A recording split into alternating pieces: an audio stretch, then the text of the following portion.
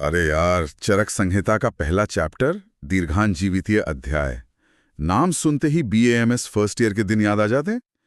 एक तरफ एक्साइटमेंट और दूसरी तरफ कंफ्यूजन का पहाड़। हाँ हाँ बिल्कुल। आयुर्वेद का अवतरण, षट पदार्थ, त्रिदंड, इतने सारे फिलोसॉफिकल कॉन्सेप्ट्स एक साथ कि लगता है वैद्य बनने आए थे या दार्शनिक। सही बात है। और सबसे बड़ा सवाल, क्या ये सब सिर्फ ज्ञान की बातें हैं या एग्जाम में अच्छे मार्क्स लाने और एक काबिल वैद्य बनने के लिए इसमें कोई ठोस बात भी है? चलिए आज इसी उलझन को सुलझाते हैं। बिल्कुल सही पकड़ा आपने। फर्स्ट ईयर के स्टूडेंट्स के लिए ये अध्याय एक पहेली जैसा हो सकता है, लेकिन इसे सिलेबस का पहला टॉपिक समझकर बोझ मत मानिए। असल में ये पूरे आयुर्वेद का मिशन स्टेटमेंट है, उसकी नींव है। Mission statement? हाँ, ये अध्याय हमें सिर्फ क्या नहीं बताता बल्कि क्यों बताता है। आयुर्वेद क्यों मौजूद है, इसका असली लक्ष्य क्या है, और इसका लक्ष्य सिर्फ बीमारियों का इलाज करना नहीं है। तो फिर असली लक्ष्य क्या है? असली लक्ष्य है स्वास्थ्य की रक्षा करना, आरोग्य को बनाए रखना। अच्छा। क्यों? ताकि जीवन के जो 4 असली पुरुषार्थ हैं, धर्म, अर्थ, काम और मोक्ष, उन्हें हासिल किया जा सके।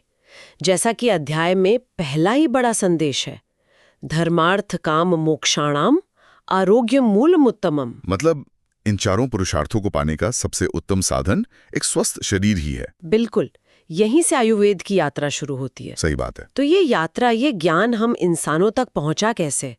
सोर्सेज में इसकी पूरी कहानी दी गई है, एक डिवाइन रिले रेस की तरह। क्या ये सिर्फ एक पौराणिक कहानी है या इसका कोई गहरा मतलब भी है? ये एक बहुत अच्छा सवाल है। इसे आयुर्वेद अवतरण कहते हैं, और ये सिर्फ एक कहानी नहीं बल्कि ज्ञान की परंपरा, गुरु शिष्य परंपरा का प्रतीक है। ओके। ये दिखाता है कि ये ज्ञान किसी एक व्यक्ति की खोज नहीं, बल्कि पीढ़ी दर पीढ़ी रिफाइन होकर हम तक पहुंचा है। कहानी शुरू होती है ब्रह्मा से, जिन्होंने इस ज्ञान को सबसे पहले स्मरण किया। उन्होंने इसे प्रजापति को, प्रजापति ने अश्विनी कुमारों को, और अश्विनी कुमारों ने देवराज इंद्र को दिया। ये ज्ञान की एक डिवाइन चेन है। और फिर ये देवताओं से हम इंसानों तक कैसे आया? कहानी के अनुसार जब पृथ्वी पर तरह तरह के रोग फैलने लगे और वो इंसानों के तप, उपवास, अध्ययन, मतलब उनके पुरुषार्थ में बाधा डालने लगे, हाँ, तो हिमालय पर भारद्वाज, आत्रेय जैसे कई महर्षियों ने एक सभा की। उन्होंने महसूस किया कि इस समस्या का समाधान देवताओं के पास ही मिल सकता है। तब सबकी सहमति से ऋषि भरद्वाज इंद्र के पास गए, आयुर्वेद का ज्ञान सीखा और उसे पृथ्वी पर वापस लाए। और भरद्वाज ने फिर ये ज्ञान पुनर्वसु आत्रेय जैसे ऋषियों को सिखाया, और फिर आत्रेय के 6 शिष्यों अग्निवेश, भेल, जतुकौर्ण और भी थे। हाँ, पराशर, हारित और क्षारपाणी, इन सब ने अपने अपने तंत्र या ग्रंथ लिखे। राइट। एकदम सही। और ये जानना बहुत जरूरी है, खासकर वाइवा के लिए, कि हम जिस चरक संहिता को पढ़ते हैं वो मूल रूप से अग्निवेश तंत्र थी। अच्छा जी, अग्निवेश अपने गुरु के सबसे प्रतिभाशाली शिष्य थे और उन्होंने ही सबसे पहले इस ज्ञान को लिखा। बाद में महर्षि चरक ने उसे प्रतिसंस्कृत किया, मतलब उसे रिफाइन और अपडेट किया। तो एक ज्ञान की एक बहती हुई नदी है, कोई ठहरा हुआ तालाब नहीं। क्या बात है, बिल्कुल यही। वाह। तो अब जब हमें यह पता चल गया कि ज्ञान आया कहाँ से, तो अब इस अध्याय के सबसे मजेदार हिस्से पर आते हैं, वो फंडामेंटल प्रिंसिपल्स जिन पर पूरा आयुर्वेद खड़ा है। शुरुआत कहाँ से करें? शुरुआत होगी आयुर्वेद के कोर ऑपरेटिंग सिस्टम से, जिसे त्रिसूत्र आयुर्वेद कहते हैं। त्रिसूत्र? हाँ, ये 5 मार्क का पक्का सवाल है, इसे गांठ बांध लीजिए। श्लोक है हेतु लिंगौषध ज्ञानम स्वस्थातोरपरायणम। इसमें 3 सूत्र हैं, हेतु, लिंग और औषध। ये तो कुछ मॉडर्न मेडिसिन के डायग्नोसिस और ट्रीटमेंट प्रोटोकॉल जैसा लग रहा है। आप इसे बिल्कुल वैसे समझ सकते हैं।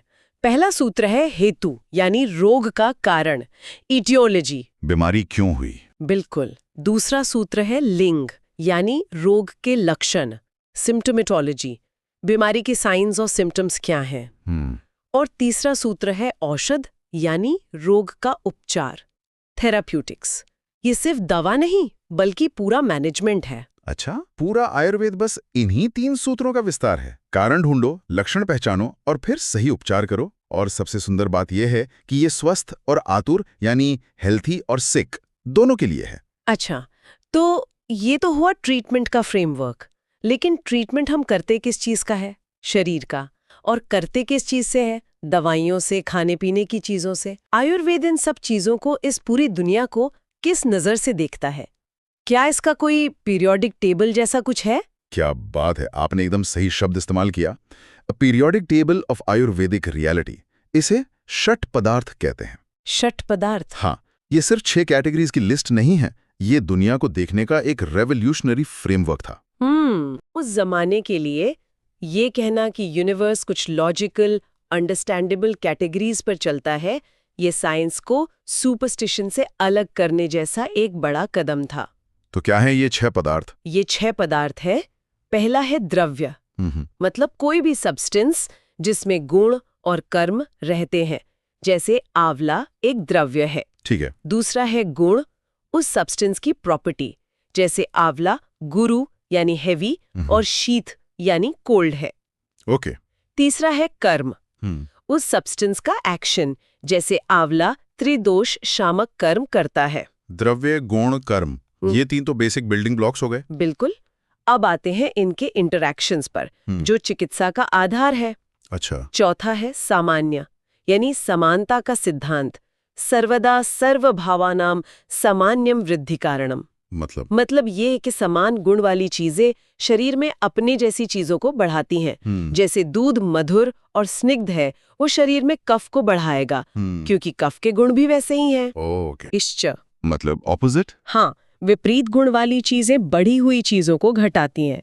जैसे अगर शरीर में गर्मी यानी पित्त बढ़ाए, तो ठंडी तासीर वाली चीजें उसे कम करेंगी। और छठा है समवाय, यानी अविभाज्य संबंध, इनसेपरेबल रिलेशनशिप। जैसे द्रव्य का उसके गुण और कर्म से, आप आंवले से उसके गुणों को अलग नहीं कर सकते। मतलब आयुर्वेद में इलाज का पूरा लॉजिक सामान्य और विशेष पर टिका है। बिल्कुल। अगर शरीर में वात के रुक्ष मतलब ड्राई और शीत मतलब कोल्ड गुण बढ़े हैं, तो उसके विपरीत यानी स्निग्ध और उष्ण गुण वाली चीजें, जैसे तिल का तेल, देकर उसे शांत करो। It's so beautifully logical. Exactly. ये रटने वाली चीज नहीं, समझने वाली है।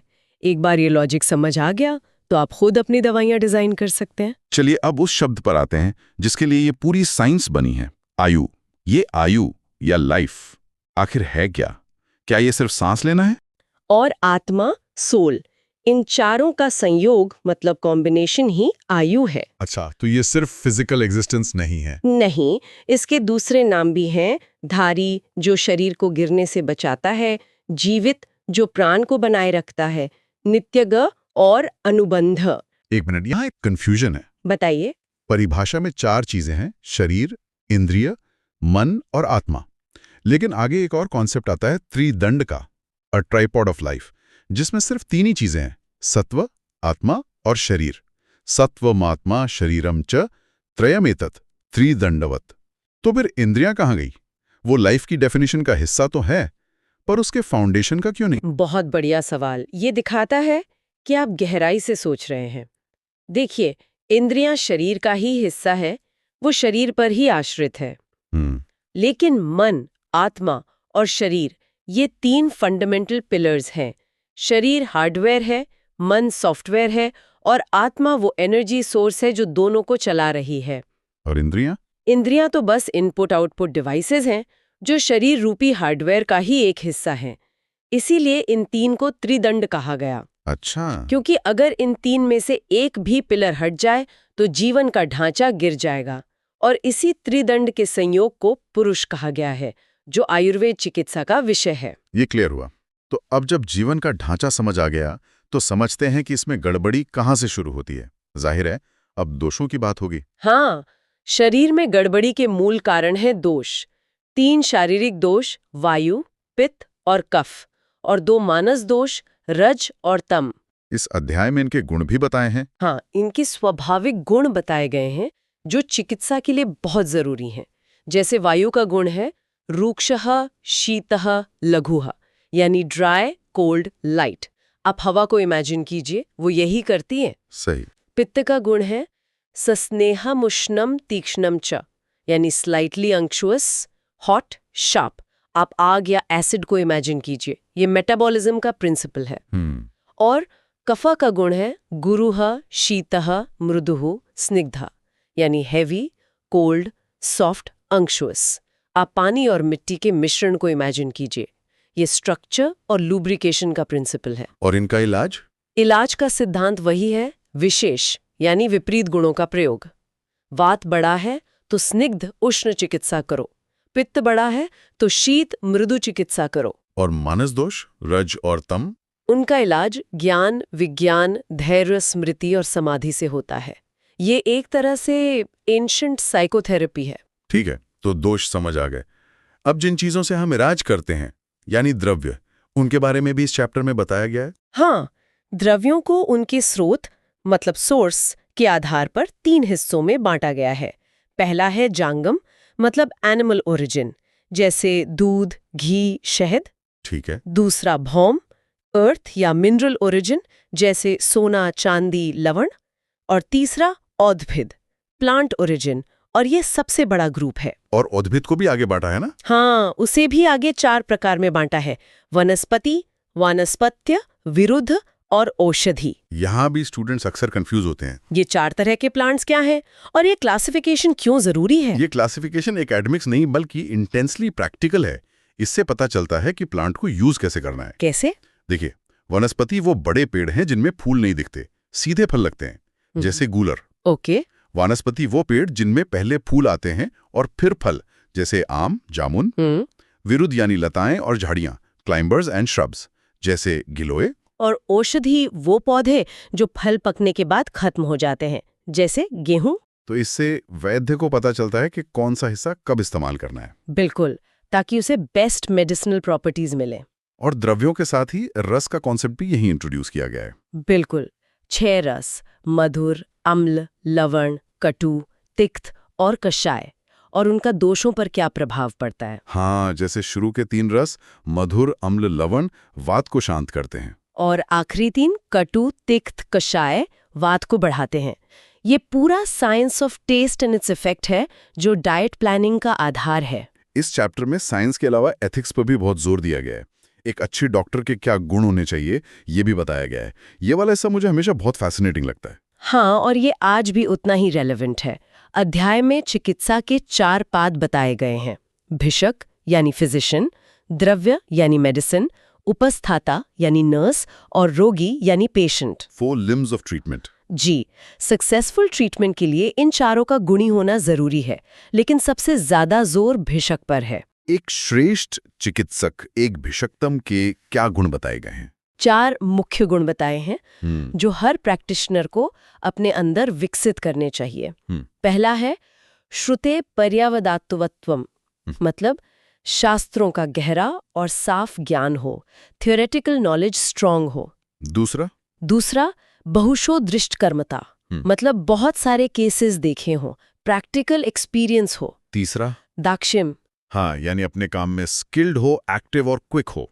और चौथा शौचम, मतलब शारीरिक और मानसिक पवित्रता हो, एथिक्स हो। इन चारों गुणों वाला ही श्रेष्ठ वैद्य कहलाता है। बिल्कुल। इसमें एक चेतावनी भी दी गई है कि अज्ञानी वैद्य से इलाज नहीं कराना चाहिए। हाँ, बहुत कठोर शब्दों में कहा गया है कि वो जान का दुश्मन हो सकता है। और एक बहुत गहरी बात कही गई है कि सही तरीके से दी गई दवा अमृत है, लेकिन अगर अज्ञानता से दी जाए तो वही दवा जहर बन जाती है। अंत में एक खूबसूरत श्लोक है जो सब कुछ समराइज कर देता है: तदेव युक्तम भैषज्यम यदा रोगाय कल्पते स चैव भिषजाम श्रेष्ठो रोगेभ्यो य प्रमोचयत। इसका मतलब असली दवा वही है जो आरोग्य दे, और असली वैद्य वही है जो रोगों से मुक्ति दिलाए। Result matters. वाह, ये तो पूरे अध्याय का निचोड़ है। तो चलिए एक बार फिर से देखते हैं कि इस अध्याय से सीखने वाली सबसे जरूरी हाई यील्ड बातें क्या हैं। बिल्कुल। देखिए, अगर इस पूरे चैप्टर से 4 बातें याद रखनी है तो वो ये हैं। बताइए। पहला, पर्पस। आयुर्वेद का उद्देश्य सिर्फ रोग ठीक करना नहीं, बल्कि पुरुषार्थ चतुष्टय की प्राप्ति के लिए स्वास्थ्य को बनाए रखना है। The why of Ayurveda. ठीक है। दूसरा, कोर टूल्स। ये आयुर्वेद के 2 फंडामेंटल टूल्स का परिचय देता है: त्रिसूत्र जो क्लिनिकल अप्रोच है, और षट पदार्थ जो रियलिटी को समझने का फिलोसॉफिकल फ्रेमवर्क है। तीसरा, होलिस्टिक व्यू ऑफ लाइफ। ये आयु को सिर्फ एक फिजिकल बॉडी नहीं बल्कि शरीर, इंद्रिय, मन और आत्मा का एक होलिस्टिक कॉम्बिनेशन बताता है जो त्रिदंड पर टिका है। और सबसे जरूरी चौथा point, the logic of treatment. ये सामान्य विशेष सिद्धांत को स्थापित करता है जो आयुर्वेद चिकित्सा का मूल मंत्र है, समान से बढ़ाओ और विपरीत से घटाओ। पूरा द्रव्य गुण विज्ञान और चिकित्सा इसी एक लाइन पर आधारित है। बिल्कुल बेहतरीन। तो अगली बार जब आप ये चैप्टर पढ़ें तो इसे फिलॉसफी का बोझ ना समझें। ये एक ब्लूप्रिंट है, एक मैप है जो आपको पूरी चरक संहिता की यात्रा में रास्ता दिखाएगा। इन कॉन्सेप्ट्स को समझो, रटना नहीं है। अगर नींव मजबूत होगी तो आगे की इमारत भी शानदार बनेगी। बस यही बैम्स वाली जिज्ञासा बनाए रखिए। चलते चलते एक सवाल छोड़ जाती हूँ जिस पर सोचिएगा। जरूर। इसी अध्याय में आत्मा के लक्षण बताते हुए उसे निर्विकारा और परा कहा गया है, यानी आत्मा में कोई विकार या रोग नहीं होता, वो इन सबसे परे है। वो सिर्फ एक दृष्टा या साक्षी है। बिल्कुल। तो सवाल ये है कि अगर आत्मा पर रोगों का असर होता ही नहीं तो असल में स्वस्थ होने का मतलब क्या है? क्या ये सिर्फ शरीर और मन का संतुलन है, या हम जिसे मैं कहते हैं वो उस रोगी शरीर और मन से कुछ अलग, हमेशा स्वस्थ रहने वाली चेतना है? बिल्कुल। इस पर विचार कीजिएगा।